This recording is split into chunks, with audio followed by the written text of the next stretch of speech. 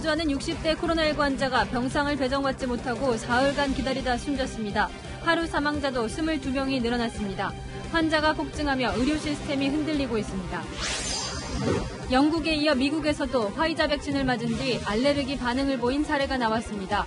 또 백신 운송 도중 온도가 과도하게 떨어져 3,900회분이 반품됐습니다.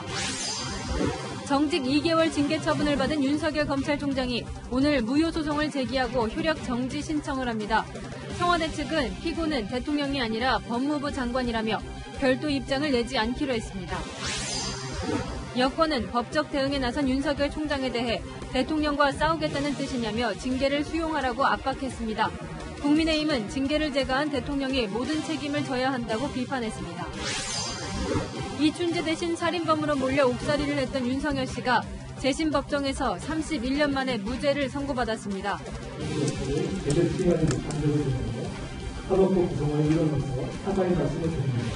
윤 씨를 범인으로 몰았던 경찰과 검찰, 법원 모두 사과했습니다.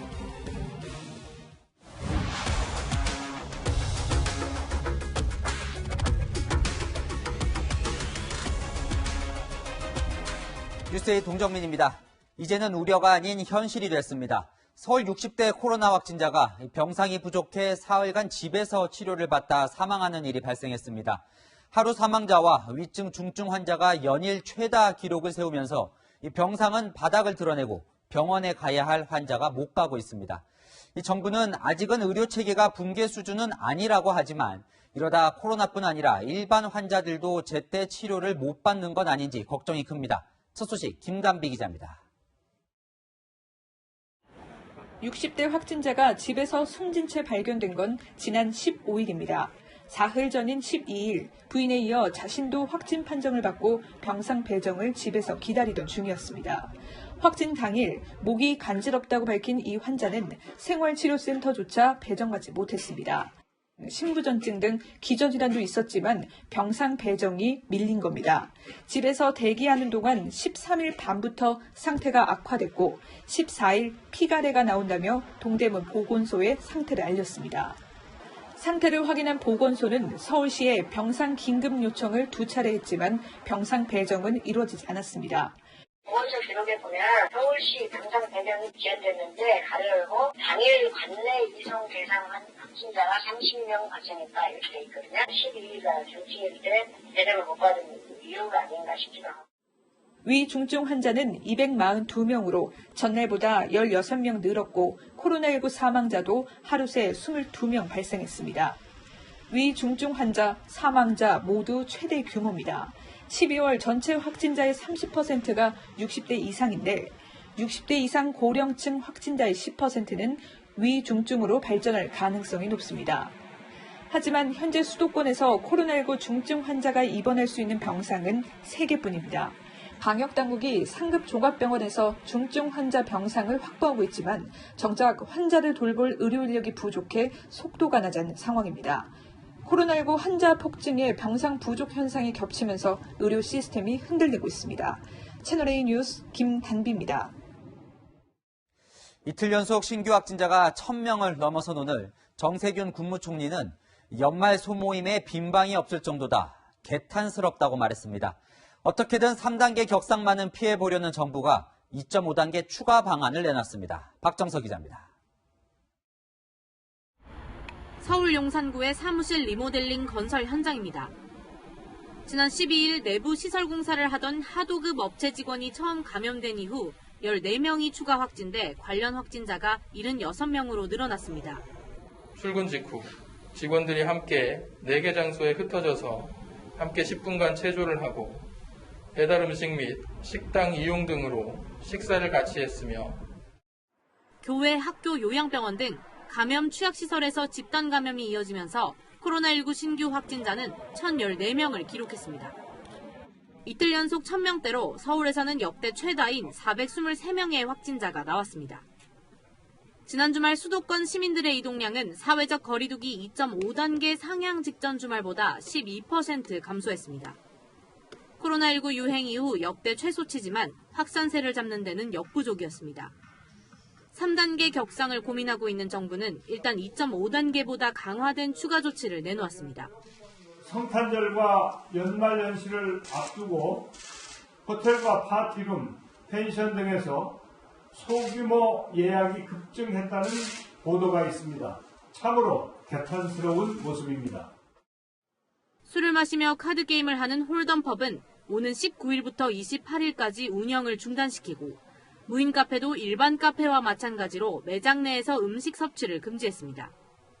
이들 시설은 감염 위험이 높은데 일반 음식점이나 자판기 판매업으로 분류돼 단속 사각지대에 있었습니다. 방역당국은 또 숙박시설이나 파티룸에서 행사를 열지 못하도록 권고했습니다. 최근 집단 감염이 발생한 비수도권 스키장도 오후 9시 이후 열지 못하도록 지방자치단체에 요청하기로 했습니다. 채널A 뉴스 박정서입니다. 확진자가 급증하는데도 유독 미용실과 마트에 사람들이 몰리고 있습니다. 거리 두기가 3단계로 격상되면 이용을 못하게 될까 미리 대비하기 위해서인데요. 그러다 보니 오히려 방역에 방해가 되고 있습니다. 박건영 기자가 취재했습니다. 마트를 찾은 손님이 두루마리 휴지 여러 개를 카트에 싣습니다. 라면 묶음을 5봉지 넘게 사가는 손님도 있습니다. 또 다른 마트에선 생수가 반나절 만에 절반 넘게 팔렸습니다. 정부가 거리 두기를 3단계로 올릴지도 모른다는 불안함에 시민들이 미리 물건을 사두고 있는 겁니다. 라면이나 컵밥 같은 간편식을 찾는 손님들이 늘자 마트에선 매일 이렇게 진열대를 꽉꽉 채워두고 있습니다. 손님들이 더 사재기도 하시고 또 필수품은 걱정하시는 분들은 더 많이 준비하시는 것 같아요. 원장 1명이 운영 중인 미용실도 손님 3명을 동시에 받고 있습니다. 근데 최근에 와서 3단계 정도 된다니까? 어저께도 3단계고 오늘도 3분 하는 거야 지금. 이제 문 닫을까봐 왔다는 거예요. 나도 뺄까봐 왔어. 이분도 되잖아요. 인근 미용실 원장도 최근 손님이 2배 가까이 늘었다고 말합니다. 갑자기 이제 3단계 되면 저희가 미용실에 문을 닫으니까 한 3주 전에 자를 거를 2주 만에 이런 식으로 오시는 분들이 좀 있었죠. 거리두기 3단계가 되면 미용실은 영업을 못합니다. 면적이 300제곱미터가 넘는 가게도 문을 닫게 됩니다. 사재기 조짐이 일어나자 정부는 3단계가 되더라도 대형마트가 완전히 봉쇄되지는 않는다고 설명했습니다. 또 식료품점이나 안경점, 약국의 생필품 판매를 허용하는 방안을 논의하고 있다고 밝혔습니다. 채널A 뉴스 박건영입니다. 징계위원회 결정부터 대통령의 재가까지 윤석열 검찰총장에 대한 어제 징계는 속전속결로 이루어졌습니다. 윤 총장의 오늘 반격도 신속했습니다. 이 자정 전에 징계 집행정지와 취소를 요구하는 소송을 제기할 예정인데요. 어제 문재인 대통령은 혼란을 일단락 짓고 새로운 출발을 기대한다고 말했지만 윤 총장이 곧바로 소송에 나서면서 이제 대통령과 검찰총장이 맞서는 형국이 됐습니다. 공태현 기자입니다. 문재인 대통령이 제거한 징계통지서를 윤석열 검찰총장 변호인이 받아본 건 어젯밤 8시 40분쯤. 당시 윤 총장은 퇴근해 자택 근처 음식점에서 조남관 대검차장과 저녁 식사를 하고 있었습니다. 그리고 오늘 0시부터 윤 총장은 직무정지 상태가 됐습니다. 윤 총장은 예고한 대로 징계 집행정지 가처분 신청과 징계처분 취소 소송을 접수하기로 했습니다. 소장은 오늘 중 전자소송으로 접수합니다. 어제 문재인 대통령은 윤 총장 징계를 재가하면서 법무부와 검찰에 새 출발을 당부했습니다. 검찰총장 징계를 둘러싼 혼란을 일단락 짓고 법무부와 검찰의 새로운 출발을 기대한다고 말했습니다. 윤 총장의 소송 제기는 대통령의 재가 처분을 포함한 징계의 부당함을 법정에서 따지겠다는 뜻으로 보입니다. 검찰의 정치적 중립성과 법치주의 훼손을 헌법과 법률이 정한 절차에 따라 바로잡겠다는 겁니다. 윤 총장 측 변호인은 법치를 수호하는 검찰총장의 직무를 2개월 정지하는 건 회복할 수 없는 손해고 징계 절차가 위법, 부당했다는 점을 소장에 담겠다는 입장입니다. 징계 절차 자체가 위법하고 부당한 절차이기 때문에 그에 따른 대응을 하지 않을까 싶습니다. 윤 총장 측은 법무부가 국회에 제출한 징계의결서 내용에 대해서도 추측이고 증거도 없다며 소송에서 반박하겠다고 밝혔습니다. 채널A 뉴스 공태현입니다. 정말 대통령과 싸울 거냐? 민주당은 임명권자와 맞서는 부담감을 자극하며 윤석열 총장을 압박했습니다. 소송을 하지 말고 징계 처분을 받아들이라는 건데요. 반면 국민의힘은 이번 사태의 책임은 대통령에게 있으니 윤 총장은 버티라고 힘을 실었습니다. 강은하 기자입니다. 여권은 윤석열 검찰총장의 법적 대응 가능성에 발끈하고 있습니다. 싸우는 대상이 결국 문재인 대통령이 될 수밖에 없기 때문입니다. 제가 관한 이제부터는 임명권자인 대통령과 싸워야 되는데 이것은 정말 윤석열 총장이 대통령과 싸움을 계속 할 거냐. 윤석열 총장 좋아하시는 분도 있고 많이 계시기 때문에 그런데 또 이후에 그런 식의 모습을 보이는 거는 도리어 좀 찌질해 보일 수도 있다고 봐요. 안민석 더불어민주당 의원은 윤 총장이 검찰개혁을 바라는 국민과 대통령을 이길 순 없고 자멸할 것이라고 경고했습니다. 하지만 국민의힘은 윤 총장 징계를 제거한 대통령이 법치와 민주주의를 무너뜨린 데 대한 모든 책임을 져야 한다며 문재인 대통령을 겨냥했습니다. 문재인 대통령님도 축하드립니다. 거룩하게 손에 피 묻히지 않고 우리 윤석열 검찰총장을 잘 제압했습니다. 차량이 없다는 핑계를 대며 추미애 장관 뒤에 숨어 있습니다. 집행권자는 바로 대통령입니다. 대통령과 검찰총장이 법정에서 맞서는 모습이 국가적으로 창피하다는 말도 나왔습니다. 윤 총장을 향해선 대한민국 헌법 법치를 수호할 전사가 돼야 한다며 버틸 것을 요청했습니다. 채널A 뉴스 강은하입니다. 추미애 법무부 장관이 돌연 사표를 낸 배경을 두고 해석이 분분합니다. 추 장관이 대통령과 만나 사의를 표명하기 불과 몇 시간 전 앞으로 최선을 다하겠다며 업무의 의지를 드러내는 듯한 말을 했었기 때문인데요.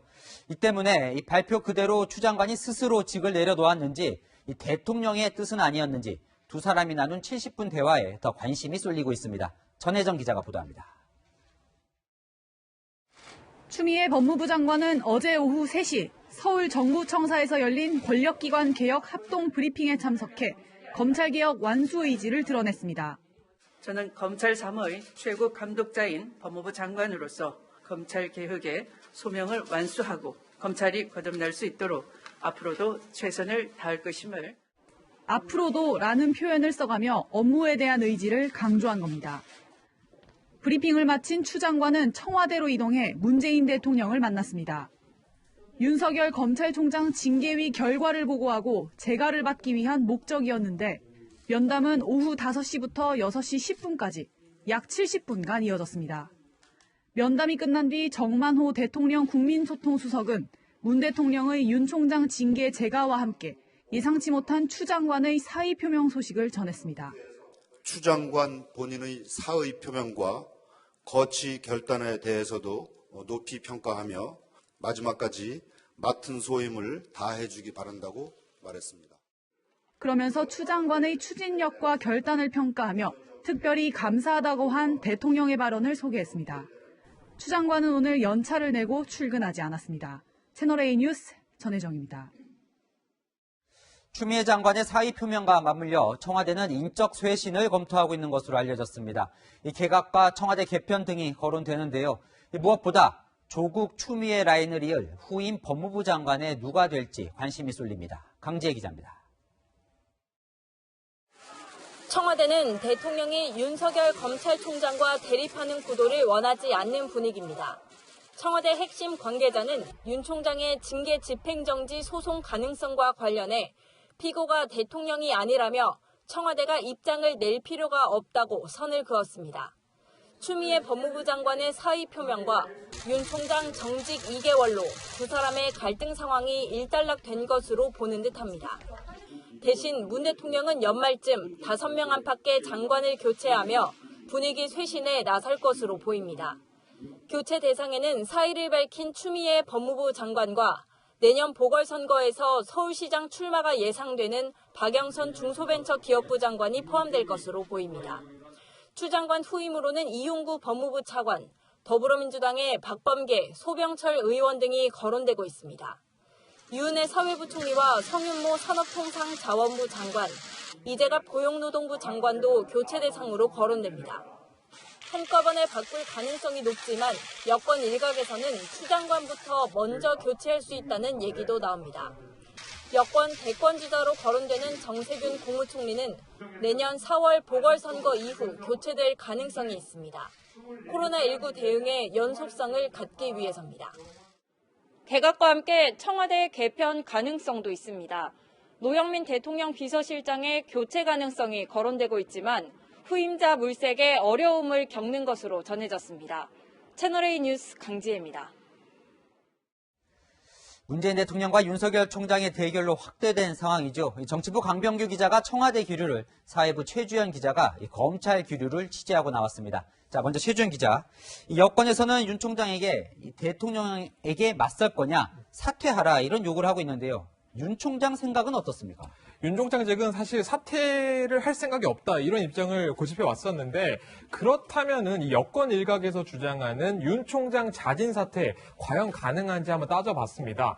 공무원법에 따르면요, 이 정직 이상의 중징계 여부를 판단 중일 때 퇴직은 허용되지 않습니다. 하지만 윤 총장 대통령 재가가 정직 2개월 중징계를 받은 이 공무원 신분이기 때문에 이것만 봤었을 때는 사퇴가 가능해 보입니다.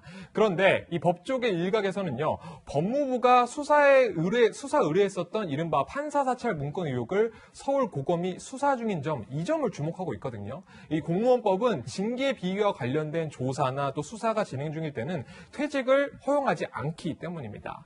대통령에 맞서는 것 아니냐 이런 여권 일부의 주장에 대해서는 윤 총장 측은 대통령에 대한 소송은 맞다 이렇게 밝히기도 했습니다. 하지만 대통령과의 대립구도는 정치권에서 정치적으로 제기하는 것일 뿐 이에 대한 입장을 낼 상황도 아니라는 것입니다.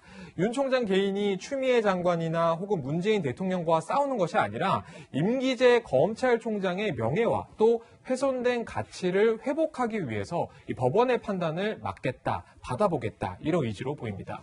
자, 강병규 기자. 그런데 어쨌건 윤 총장이 일단 소송을 제기하기로 한 이상 윤 총장과 문재인 대통령의 맞대결처럼 이제 보이는 것도 사실인데 청와대 기류는 어떻습니까? 네, 청와대는 사실 문재인 대통령과 윤석열 총장 두 사람 간의 대결 구도를 원하지 않는 분위기입니다. 센 사람이 자신보다 약한 사람과 싸우는 모습, 아무래도 득보다는 실이 더 많을 수밖에 없기 때문일 텐데요. 청와대가 어제 윤 총장의 징계 재가와 추미애 장관의 사의 표명 소식을 함께 전한 것도 비슷한 맥락으로 볼 수 있습니다. 대통령이 윤 총장의 맞상대가 아닌 추미애 장관과 윤 총장 사이의 중재자, 재판관, 이런 느낌을 주기 위한 장면이었다고 보여집니다. 또 추 장관의 사의 표명 사실을 함께 공개함으로써 반발도 어느 정도 누그러뜨릴 수 있었다, 이런 분석도 있습니다. 이런 분석이 사실 어느 정도는 타당해 보일 수 있기도 합니다. 사실 검찰 조직의 집단 반발 움직임이 아직까지는 감지되지 않고 있는 상황이거든요. 네. 제가 확인해보니 윤 총장에게 이 불리하게 증언을 했었던 검찰 간부들의 이 진술서를 공개하라는 등 여진 정도가 이어지고 있는 상황이라고 볼 수가 있겠습니다. 검찰 구성원뿐 아니라 이 법조계가 집단 움직임을 보였었는데 사실 이 중징계라는 결과가 허망하다라면서 이제는 기댈 곳이 이 법원의 판결뿐이다, 이런 반응도 나오고 있는 상황입니다. 그런데 어제 이제 대통령과 추미애 장관의 70분 만남이 계속 이제 관심이 쏠리고 있는데 이 발표와 달리 문재인 대통령이 먼저 거취를 얘기했을 거다, 이런 해석들이 계속 나오고 있어요. 네, 아무래도 70분은 일반적인 보고 시간은 아니다 보니까 이례적으로 긴 시간이다 보니까 추 장관 거취와 관련해서도 얘기가 오갔을 가능성이 큰데요. 사의에 대해 누가 먼저 말을 꺼냈느냐, 정치권에서는 다양한 해설을 내놓고 있습니다. 공식적인 청와대 발표에 따르면 추 장관이 먼저 사의 표명을 한 것으로 되어 있습니다. 다만 여권 일각에서는 문 대통령이 추 장관의 거취에 대해 먼저 얘기를 꺼냈을 수 있다는 해설을 내놓기도 합니다. 지난달 말 정세균 국무총리가 문재인 대통령에게 윤 총장 사퇴를 거론하며 추 장관 거취도 언급했다는 얘기가 나왔을 때 추 장관 측은 사실이 아니라고 바로 선을 긋기도 했는데요. 그러다 보니까 문 대통령이 공수처 출범, 검찰 개혁 등에 대한 극찬을 아끼지 않으면서 추 장관의 명예로운 퇴진을 유도했을 가능성이 있다는 얘기들도 나오고 있습니다. 네, 오늘 자정 전에 이제 윤 총장이 집행 정지 이 소송을 접수한다, 이렇게 예고를 이미 했어요. 그래서 이제 어떻게 진행될까, 결과 이런 것들이 이제 주목이 되는데, 자, 법조계로부터 취재를 좀 해봤다면서요. 미리 좀 짚어볼까요? 네, 예단하기 어렵지만 하나둘 한번 살펴보도록 하겠습니다. 윤 총장 입장에서는요, 앞서 행정법원이 추 장관의 직무배제 명령을 중지시키고 윤 총장의 직무 복귀를 결정한 이 선례 자체가 굉장히 큰 강점으로 작용할 수가 있는 상황입니다. 당시 법원은 이 검찰총장이 부당한 정치 권력에 휘둘리지 않도록 이 법적으로 임기를 보장했다 이렇게 말을 하면서 사실 임기제의 중요성을 강조하기도 했었거든요. 오늘 제기되는 이 행정소송도 서울행정법원 합의부로 배당될 가능성이 아주 높은데 불과 보름 전에 내렸었던 이 같은 법원의 판결의 근거를 뒤집기 사실 굉장히 어렵지 않겠습니까? 그러다 보니 이런 부분이 강조되고 있는 상황이고 법무부 쪽은요, 이번 징계가 징계위 의결과 또 대통령 재가라는 이 절차를 거쳤다는 걸 강조할 것으로 보입니다. 추 장관이 내렸었던 이 직무배제 명령 때와는 다르게 이 절차를 거친 징계라는 것이죠. 2개월로 정해진 이 정직 기간도 사실 쟁점이 될 것이라는 분석도 나오고 있습니다. 법원이 이 2개월을 내년 7월 임기로 끝나는 윤 총장의 회복 불가능한 손해로 볼 것인지 아니면은 징계의 종료 시점이 확실해서 회복 가능성을 굳이 고려해보지 않아도 될 만한지에 따라서 이 판단이 달라질 수 있는 것입니다. 윤 총장 징계 이 집행이 정지돼서 2개월 전에 복귀한다면 이 여권도 부담이 되겠죠. 네, 아무래도 윤 총장이 직무에 다시 복귀할 경우 문재인 정권 전체에 타격이 될 수밖에 없습니다. 잠정적이기는 하지만 추 장관이 밀어붙인 징계위 징계에 문제가 있다는 것인 만큼 이를 제가한 문 대통령도 어느 정도 책임에서 자유로울 수 없을 것 같습니다.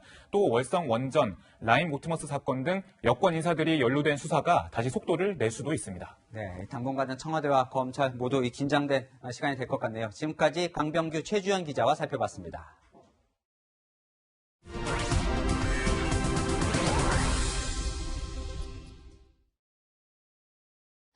오늘 법원에서는 의미 있는 판결이 나왔습니다. 30여 년 전 집에서 잠을 자던 중학생이 살해당한 이른바 이춘재 8차 사건의 범인으로 몰렸던 사람이죠. 윤석열 씨에 대한 재심에서 법원이 무죄를 선고했습니다. 검찰, 경찰에 이어 법원까지 억울하게 옥살이를 한 윤석열 씨에게 사과했습니다. 먼저 이지훈 기자가 오늘 법정 내부 모습을 보여드립니다. 피고인은 재판장의 선고에 방청석에선 박수가 터져나왔습니다. 재판부는 과거 수사기관의 부실 행위로 잘못된 판결이 나왔다고 강조했습니다. 1989년 당시 경찰이 윤석열 씨를 불법으로 체포 감금했고 폭행과 가혹행위로 억지 자백을 받아냈던 겁니다. 국립과학수사연구원의 채무 분석 등 증거에 여러 오류가 있었는데도 유죄 판단의 근거로 든 건 잘못이라고 덧붙였습니다. 반면 8차 사건이 자신의 소행이라고 자백한 이춘재의 진술은 매우 구체적이고 신빙성이 있다고 했습니다. 재판부는 잘못된 판결로 윤 씨에게 씻을 수 없는 상처를 주었다고 사과했습니다. 법원이 이번의 마지막 보고서 역할을 제대로 수행하지 못한 점에 대해서 사법부 구성원의 일원으로서 사과의 말씀을 드립니다. 판결이 나온 뒤 경찰도 윤 씨에게 살인범이란 낙인을 찍은 과오를 반성한다고 밝혔습니다. 검찰 역시 지난달 별심 공판에서 무죄를 부영하며 사과한 바 있습니다. 윤 씨 측은 당시 수사 과정에서 발생한 불법 행위에 대해 국가를 상대로 손해배상을 청구할 예정이라고 밝혔습니다. 이번 선고로 윤석열 씨는 31년 만에 살인자라는 누명을 벗게 됐습니다. 하지만 이번 사건은 인권을 보호해야 할 국가기관이 한 개인에게 씻을 수 없는 상처를 남긴 피해 사례로 남게 됐습니다. 채널A 뉴스 이지훈입니다. 20년간의 억울한 옥살이에도 윤석열 씨는 감사와 용서를 말했습니다. 다만 다시는 억울한 피해가 없게 해달라고 부탁했습니다. 31년 만에 무죄를 선고받은 윤석열 씨의 오늘 하루를 제가 동행했습니다.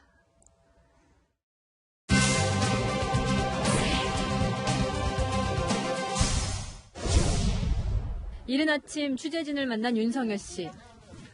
좀 간밤에 잠은 잘 주무셨어요? 아우, 잠을 좀 많이 설쳤어요. 그때 청년이셨는데 무기징역 선고 받았을 때 기억나세요? 이름 부르고 무게 처한다. 그걸 끝이에요. 그 몇 번 걸리지도 않아요. 5분도 안 걸려요. 20년 옥살이 끝에 마주한 낯선 세상을 버텨내기도 힘들었습니다. 내가 89년에서 90년에 거기 딱 멈추는 거야. 나와서 보면 생활이 안 되는 거야. 거기 일을 하거든, 조금씩. 일을 하는데 내가 나올 때 딱 200 갖고 나왔어요. 내가 한 달 일해보니까 200은 벌써 넘게 벌더라고. 와, 무슨 차이. 31년에 걸친 악몽. 그 종지부는 아이러니하게도 진범 이춘재의 자백이었습니다. 이춘재 씨 입에서 8차 사건 범행을 인정한다라는 말이 나왔을 때 그 순간 기분은 어떠셨어요? 그 순간 기분은 뭐라고 얘기를 할 수는 없어요. 그때 기분은 겪어보지 않은 사람은 모를 거예요. 어떤 사람들은 그렇다고 그걸 어떻게 참고 견디냐는. 그리고 드디어 맞이한 오늘 재심 선고. 담담했던 윤 씨의 얼굴에 밝은 미소를 띄워준 건 그토록 간절히 듣고 싶었던 말, 무죄, 그리고 사과였습니다. 재판장님이 오늘 사과할 문제는 아닌데 그 시대에 판사들 사과를 해서 정당인데. 불안하세요, 선생님? 조금 불안하지 보이지? 하긴 어차피 3년 안 줘. 아까 들어갈 때랑 지금 나올 때 발걸음이 좀 다르시죠? 가벼우시죠? 들어갈 때 무거웠는데 네. 나올 때 가볍게. 뒤이어 나온 말은 감사와 용서였습니다. 용서는 자체 단어가 더 쓰기 힘든 단어예요. 이춘재 씨가 뭐 자기가 다 했다가지고 미안하다고 얘기하는데 저는 거의 고마울 뿐이고 저 혼자 용서한다 그래가지고 나머지 피해자분들이 용서라는 걸 자체가 할 수는 없는 거예요. 경찰들도 뭐 자기네들이 어느 정도 얘기했기 때문에 거기다 공감을 해주는 거예요. 용서를 베풀며 내놓은 간절한 부탁 하나는 자신과 같은 억울한 형사사법 피해자가 나오지 않는 겁니다. 지금도 뭐 억울한 사람들이 없다고는 얘기 못해요. 한 사람이라도 억울한 사람이 없기를 좀 바라더니에요. 여인선이 간다 였습니다. 다시 코로나19 뉴스입니다. 1일 확진자 수가 1000명을 넘고 있는데 마스크 착용 문제로 갈등을 일으키는 분들이 아직도 있습니다. 많은 사람들이 붐비는 터미널에서 마스크를 턱에 내리고 난동을 부리던 남성이 입건됐습니다. 남영주 기자입니다. 마스크를 턱에 걸친 남성이 보안요원의 목을 잡아 밀칩니다.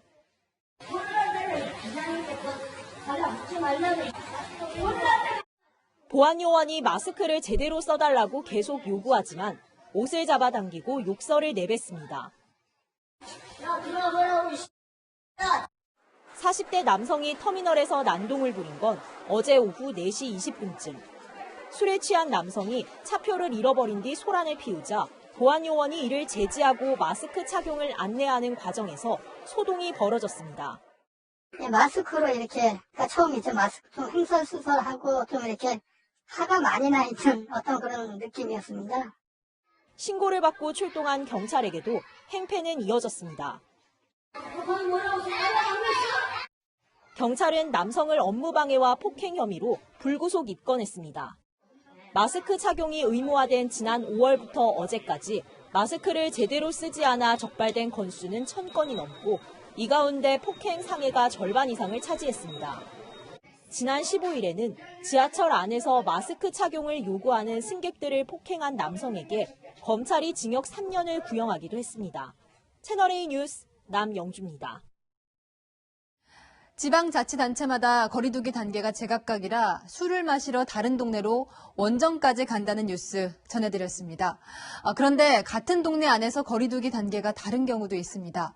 경북 도청 신도시인데 길 하나 사이로 규제가 달라서 혼란이 큽니다.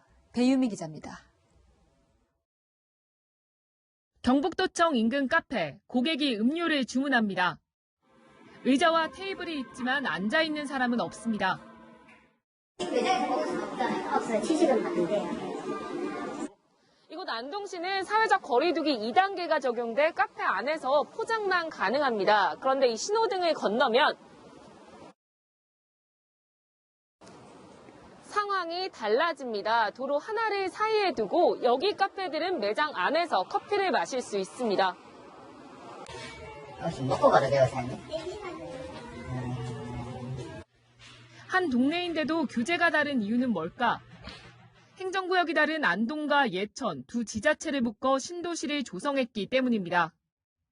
지자체들이 각자 거리두기 단계를 결정하면서 안동은 정부의 2단계 거리두기를, 예천은 이보다 완화된 경북형 2단계를 적용했습니다. 그 취식이 불가능하다고 하면 그냥 파악하세요. 그러면 예천인데 예천으로 가자 이러면서 하나. 밤 풍경도 다릅니다. 밤 9시면 대부분 식당이 문을 닫는 안동 지역과 달리 건너편 예천 지역엔 술자리가 한창입니다. 경북 2단계에선 밤 11시까지 실내 취식이 허용되기 때문입니다. 9시, 11시라는 거는 불공평하다 생각해서는. 그러면 9시까지 하든지 11시까지 하면 이제 이게 조금 괜찮은데. 주민 불만이 커지자 두 지자체가 각각 내부 논의에 들어갔지만 아직 협의에 이르지 못하고 있습니다. 채널A 뉴스 배윤입니다. 코로나19 걱정에 거리 두기까지 길어지다 보니 우울감이나 무기력 증세 호소하는 분도 많아지죠. 정부가 이런 코로나 우울을 공식적으로 질병 분류 체계에 포함해서 관리하기로 했습니다. 어떤 혜택이 늘어나게 되는지 이다혜 기자가 보도합니다. 코로나19 자가격리자만 12,000여 명. 확진자가 아니더라도 정신적 고통은 심각합니다. 일주일째 접어들어가니까 괜히 막 이렇게 막 열이 올라가는 것 같은 느낌? 심신이 지치고 그냥 머리도 지끈지끈 아프죠. 하늘만 쳐다보고 있습니다. 올해 상반기 불안장애를 진단받은 사람은 지난해에 비해 44.8% 늘었지만 이게 코로나 때문인지는 파악조차 안 되는 상황. 정부는 코로나 우울을 질병 분류 체계에 포함해 별도 관리하기로 했습니다. 보건복지부는 질병 코드에 코로나 우울을 기재하도록 고시를 개정해 내일 일선 의료기관에 공지할 예정입니다. 또 코로나 우울 환자를 위한 맞춤형 서비스도 마련합니다. 건강보험 본인 부담금을 줄여주는 등의 혜택 확대 기반을 만든 겁니다. 당장 이달부터 코로나19 확진자가 코로나 우울로 정신과 협진을 받게 될 경우 기존 최대 5번이던 보험 적용을 8번으로 확대합니다. 진료 코드로 적용해 주셔서 또 관리하게 된 것은 국민들에게 큰 힘이 될 것이라고 생각합니다. 구체적으로 어떤 혜택을 제공해야 할지 또 조속히 또 여러 가지 안들을 마련해야 된다고 그렇게 생각합니다. 정부는 코로나 우울 환자만을 위한 심리치료 프로그램 제공도 확대할 방침입니다. 채널A 뉴스 이다혜입니다.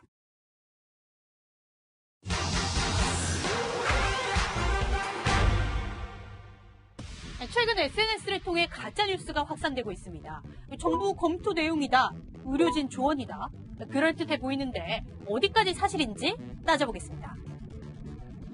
어제 확산된 글입니다. 중앙재난안전대책본부의 검토 결과라며 확진자가 1,000명 이상 나오면 금요일 오후 수도권 거리 두기를 3단계로 격상한다고 적혀있죠. 사실일까요? 중대본은 어제 해당 글 사실이 아니라고 밝혔습니다. 3단계 상향과 관련해 전문가와 관계 부처 의견을 수렴하며 논의 중인데 격상을 해도 사전 고지하지 갑자기 결정해 발표하지 않겠다는 겁니다. 이런 글 받은 분도 있을 겁니다. 기획재정부 회의 내용이다. 또 서울의대 졸업생들의 단톡방 글이다. 구체적인 출처도 언급하죠. 하나씩 볼까요? 먼저 기재부에서 제약회사 사장들과 코로나19 대책회의를 했는데 현재는 치료약이 없으니 코로나19를 예방하려면 15분마다 물을 마시라는 건데요. 앞서 세계보건기구는 물 마시는 걸로 코로나19 예방하지 못한다 밝힌 바 있죠. 팩트맨도 확인해보니 기재부 주관이라는 회의 자체가 없었습니다. 의대 졸업생 이 단톡방 내용이라는 글도 볼까요? 코로나19 대비용으로 비상약을 미리 사라는 건데요. 일단 이 처방전 없이 못 구하는 항생제를 약국에서 가족수만큼 구입하라는 것 자체가 말이 안 되고 의대 동문회 공식 공지도 아닌 출처가 불분명한 글입니다. 무엇보다 이 해당 글들 지난 3월 가짜뉴스로 판명됐는데 다시 확산 중인 건데요. 방역당국도 주의를 당부합니다. 불안감을 조성하고 방역 활동을 방해하는 허위 정보의 유포는 삼가해 주시기를 거듭 부탁드립니다. 이 밖에도 궁금한 점은 팩트맨 많은 문의 바랍니다. 영국 총리, 미국 대통령에 이어 이번엔 프랑스 마크롱 대통령이 확진 판정을 받았다는 소식이 방금 전 들어왔습니다. 마크롱은 일주일간 격리 치료를 받으며 업무를 볼 것으로 알려졌습니다. 이렇게 전 세계의 지도자들도 피하지 못하고 있는 팬데믹 상황. 그래서 더 궁금한 백신 뉴스 전해드립니다. 영국에 이어 미국에서도 화이자 백신 알레르기 사례가 나왔습니다. 백신 운송 중에 상자 온도가 과도하게 떨어져서 반품이 되는 일도 있었습니다. 워싱턴에서 김정환 특파원입니다. 신규 확진자 하루 23만여 명, 일일 사망자 3,400여 명. 미국의 코로나19 확산세는 사상 최악으로 치닫고 있습니다. 백신 접종이 시작됐지만 심각한 부작용 사례도 나왔습니다. 알래스카주의 한 50대 여성 의료 종사자는 지난 15일 백신을 맞은 뒤 10분 만에 알레르기 반응과 호흡곤란 증세로 응급실로 옮겨졌습니다. Her heart rate was elevated, and she had a red flushed rash over her face and torso. 하루 만에 퇴원했지만 앞서 영국서 발생한 2명의 사례와 달리 과거 알레르기 병력이 없었던 만큼 당국은 조사에 착수했습니다. 배송 과정에서도 문제가 발생했습니다. 백신 상자 온도가 적정 수준인 영하 70도보다 훨씬 낮은 영하 92도까지 떨어진 겁니다. 다행히 접종 전 발견에 3,900회분이 반품 처리됐습니다. We're working with the FDA now, CDC, FDA, and Pfizer, to determine if that anomaly is safe or not. 미 동부에선 눈폭풍으로 비행기 운항이 대거 취소돼 백신 운송에 비상이 걸렸습니다. We expect to keep getting the deliveries and keep being able to turn around and get people vaccinated. 부작용과 운송 차질에도 펜스 부통령은 모레 바이든 당선인은 이르면 다음 주 백신 공개 접종에 나섭니다. 코로나19에 감염된 적이 있는 트럼프 대통령은 의료진의 권유가 없는 한 접종 계획이 없는 것으로 전해졌습니다. 미국 질병통제예방센터는 과거 다른 종류의 백신에 심각한 알레르기를 보인 사람도 코로나19 백신 접종은 가능하지만 반드시 전문가와 사전에 상담하라고 권고했습니다. 워싱턴에서 채널A 뉴스 김정아입니다. 세계적 배우 톰 크루즈가 새 영화를 찍던 중에 스태프에게 심한 욕을 했습니다. 그런데 톰 크루즈에게 격려가 이어집니다. 코로나 거리두기 때문이었다는데 정다은 기자가 당시 상황을 보여드립니다. 1996년 이후 6편의 미션 임파서블 시리즈에서 과감한 액션 연기를 선보여왔던 톰 크루즈. 현재 촬영 중인 7편에서도 배우 겸 제작자로 나서 열연을 펼치고 있습니다. 출연진과 스태프들의 코로나19 방역과 거리두기를 위해 사비로 유람선을 빌릴 정도로 완벽주의자인 톰 크루즈. 최근 영국에서 촬영 중 제작진들에게 불같이 화를 낸 음성 파일이 공개됐습니다. I don't ever want to see it again. Ever. And if you don't do it, you're fired. And I see you do it again, you're gone. 일부 스태프가 사회적 거리두기 지침을 어기고 모니터 앞에 가까이 붙어 앉아 있는 걸 보고 분노를 참지 못한 겁니다. 다소 심한 욕설도 포함됐지만 영화 산업에 대한 애정도 묻어납니다. No apologies. You can tell it to the people that are losing their homes because our industry is shut down.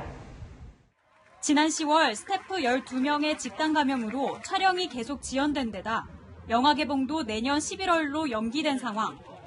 결국 스태프 5명은 제작 현장을 떠났습니다. 일각에선 과하다, 갑질이다라는 비판도 나왔지만 코로나19 대유행이라는 점을 고려하면 이해가 된다는 응원의 글이 더 많았습니다. 채널A 뉴스 정다은입니다.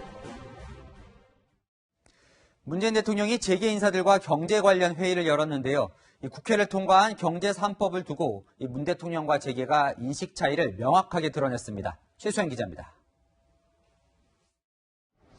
문재인 대통령이 경제 3법에 대한 기업인들의 인식 변화를 강조했습니다. 경제인들께서도 공정경제 3법이 기업을 힘들게 하는 것이 아니라 기업을 건강하게 하여 글로벌 경쟁력을 키우는 길이라는 긍정적 인식을 가져주시기 바랍니다. 경제 3법은 모 회사 소액 주주들이 자회사 경영진을 상대로 소송을 할 수 있는 내용의 상법 개정안과 부당 내부거래 규제를 강화한 공정거래법 개정안, 일정 규모 이상의 금융그룹을 별도로 감독할 수 있게 만든 금융그룹 감독법 제정안 등입니다. 하지만 박용만 대한상공회의소 회장은 아쉬움을 토로했습니다. 지난 수십 년을 돌이켜보면 우리 사회가 규범의 영역까지 법의 잣대로 재단해온 사례들이 되풀이되었다며 규제보다는 규범이 먼저라고 지적한 겁니다. 그러면서 혼선을 줄이기 위한 보완책 검토를 건의했습니다. 채널A 뉴스 최수연입니다.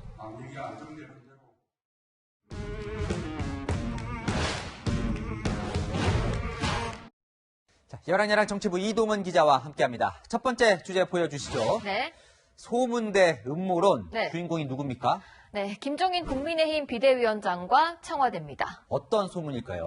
네, 오늘 김종인 비대위원장이 코로나19 백신과 지원금 관련해서 이런 의혹을 제기했습니다.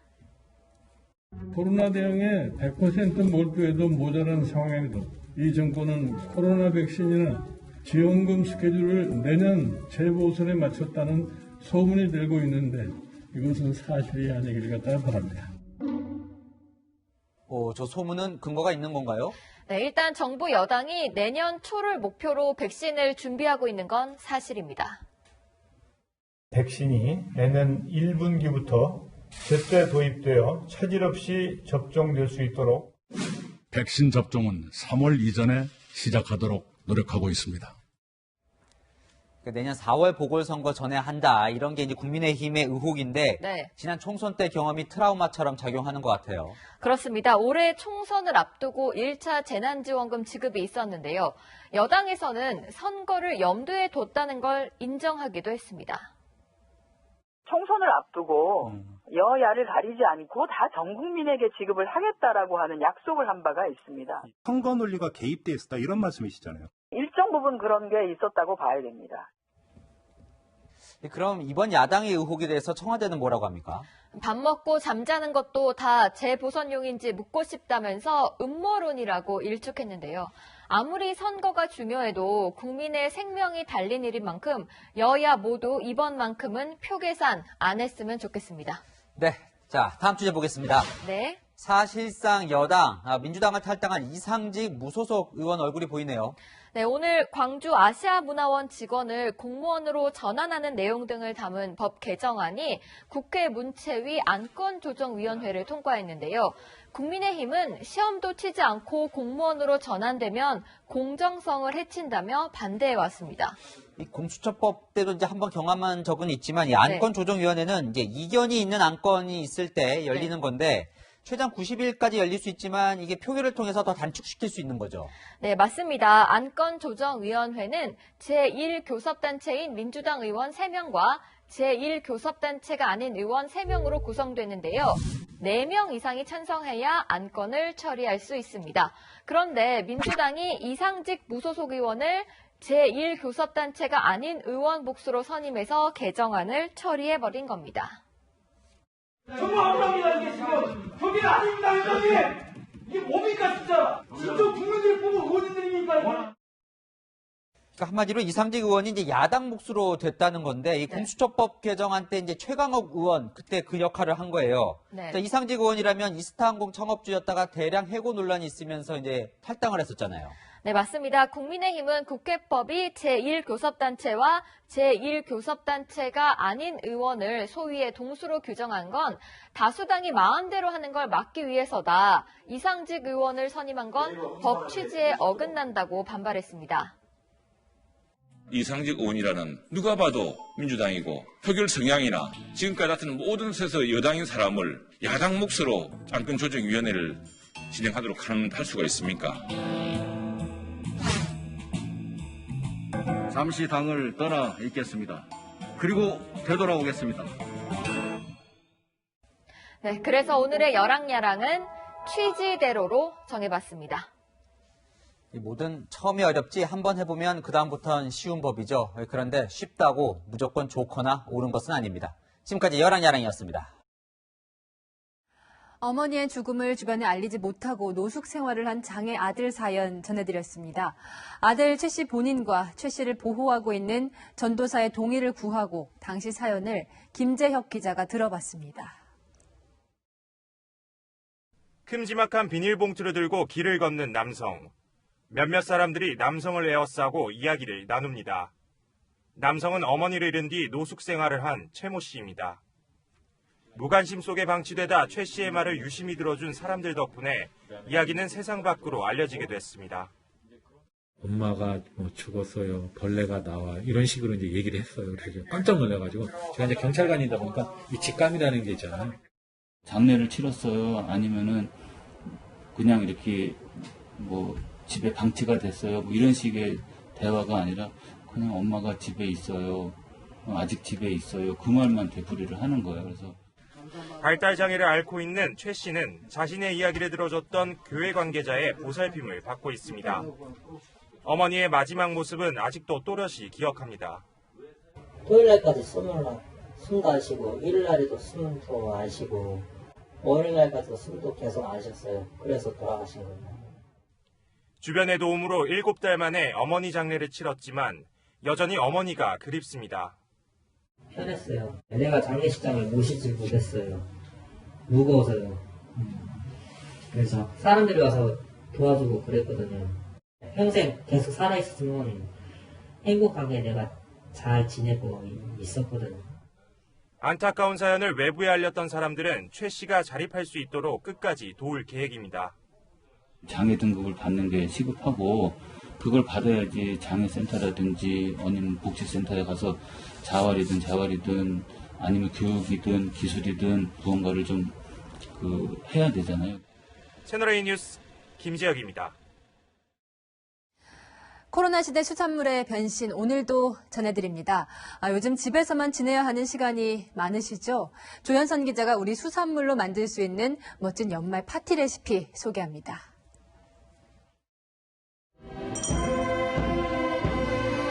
반짝이는 크리스마스 장식에 울려 퍼지는 캐롤. 한창 시끄러울 연말이지만 올해는 코로나19로 외식조차 여의치 않습니다. 이때 유튜버들이 나섰습니다. 탱글탱글 국내산 새우, 전복, 바지락까지 국내산 해산물로 연말 홈파티를 준비해봅니다. 코로나 때문에 연말 분위기를 한껏 즐기지 못하는 것 같아요. 해물찜을 만들어 보겠습니다. 복잡한 해물찜 양념이 아닌 시중에 팔고 있는 소스로 누가 해도 맛있는 맛을 만들어냅니다. 두 가지로도 충분히 맛을 낼 수 있으니까 또 맛을 내기가 어렵지 않기 때문에 누구나 할 수 있는 요리라고 생각을 해요. 앉아서 세계 음식 여행을 떠납니다. 서양식 해산물 코스 요리를 뽐내는데 국내산 굴로 스페인 음식 감바스를, 홍가리비로 이탈리안 스파게티를 만듭니다. 홈스토랑 메뉴를 여행도 못 가는 지금 시대에 딱 맞아 떨어진다고 생각을 해서 서양식 메뉴를 정했고요. 추억 속 엄마 밥이 쓸쓸한 연말을 위로해줍니다. 제가 어렸을 때 자주 먹던 해산물 요리 한번 도전해보도록 하겠습니다. 우선 장을 보러 함께 가시죠. 오, 개 좋다. 전복 손질법부터 예쁜 플레이팅까지. 개짝지에다가 이렇게 넣어서 비벼가지고. 이 영상들은 2020 시팜쇼에서 선보이는 양식 수산물 요리 경연대회 레시피 챌린지 도전 작품들입니다. 지난 14일 예선전이 시작됐고 다음 달 22일 결선이 치러집니다. 우리나라 해산물 많이 사랑해주세요. 채널A 뉴스 조현선입니다.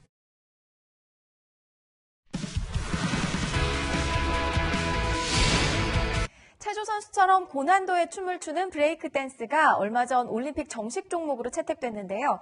K-팝 못지않게 세계적으로 인정받는 우리 댄서들이 이젠 태극마크를 달고 첫 금메달을 노립니다. 사공성근 기자입니다.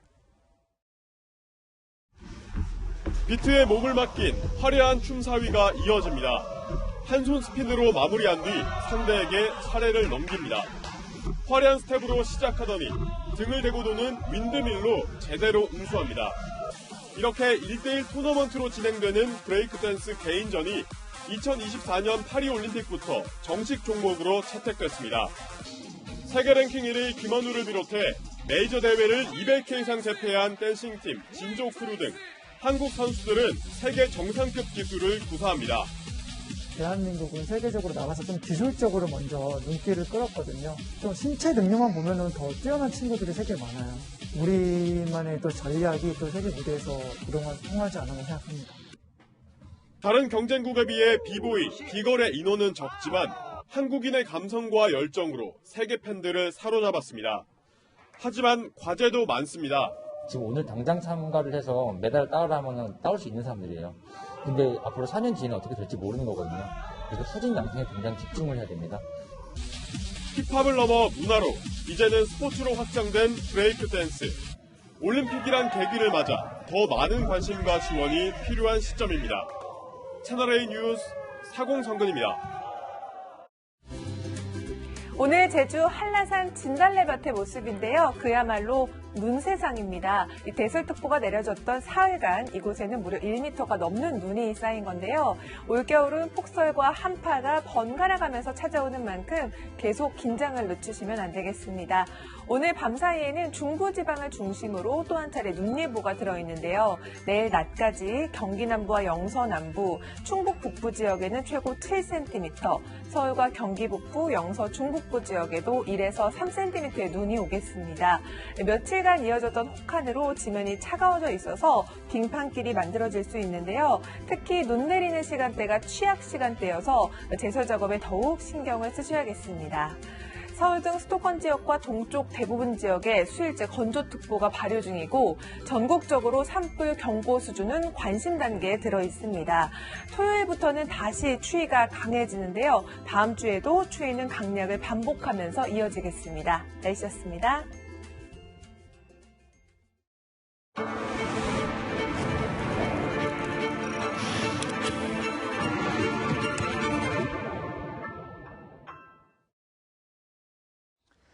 올해 OECD 국가 중 최고 성장률을 달성했다. 대통령이 연일 경제 성과를 내세우고 있습니다. 취업자 수 9개월 연속 감소, 이번 주 집값 최고 상승률에는 말이 없으니 나만 힘든 건가 느끼는 국민도 적지 않을 겁니다. 이 경제 상황, 백신 상황, 검찰 상황까지 왜 이런 거냐 묻고 싶은 게 많은데 대통령의 진솔한 얘기를 들을 기회가 없어 답답합니다. 오늘 클로징은 비껴간 대답으로 하겠습니다. 오늘 뉴스 여기까지입니다. 내일도 뉴스에입니다.